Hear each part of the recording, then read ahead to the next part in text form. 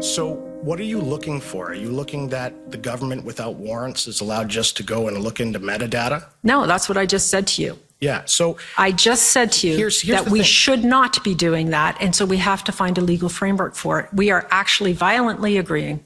Okay, well, that's good. So, and we agree that we should follow legal frameworks. We should, and I believe there is a gap in the legal framework. But you are not in the business, or your department is not supposed to be in the business of actually collecting intelligence yourself. We don't collect intelligence ourselves. But I thought you'd said that it was looked at, you were setting up your own bureau or what have you to look at online rhetoric and do your own open source intelligence. What I said is that there is no one doing that in a broad sense. I saw it as a gap. I need to do something about it. I don't have the legal mandate right now to do it. The OSINT document you saw previously is all obtained through legal means as an analysis. What we need is we need a unit in PCO or public safety that is more akin to the Foreign Intelligence Assessment Unit that takes covert and overt information and makes assessments. We don't have that domestically. It is a gap.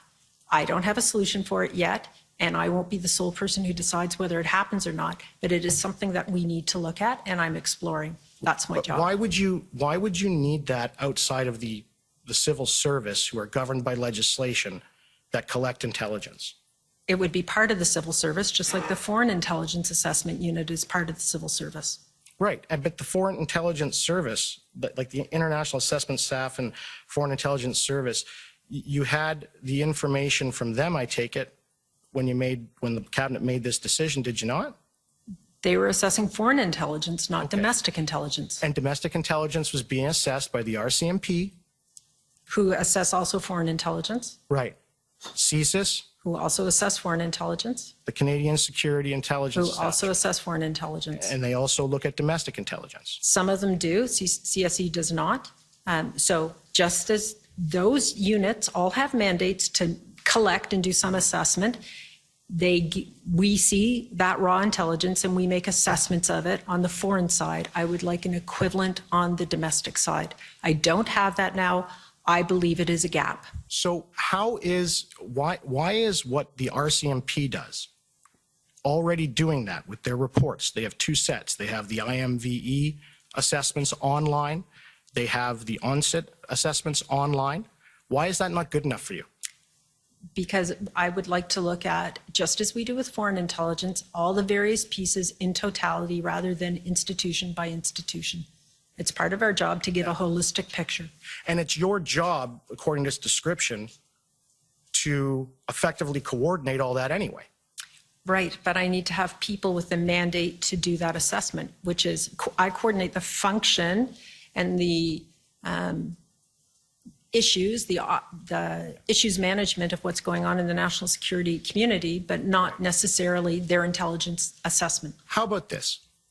What if they just got rid of your position and left it to the director of CSIS to do what you do? So the director of CSIS is not the only person who is responsible for security in this country. That's number one. You can certainly make that recommendation to the governor and council if it's useful to you, but there are more people than him involved in assessing national security in this country. But it's nothing passed by Parliament, right? Parliament. The Privy Council Office is an established office that is essentially the Prime Minister's department.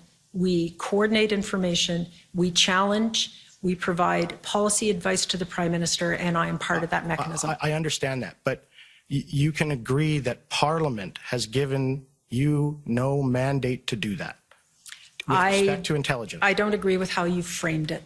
Parliament? So I don't agree with the basic premise of your challenge. Well, here you go, yes or no. Has Parliament, via statute, given you, the National Security Advisor and the Privy Council, authority to collect and then analyze intelligence?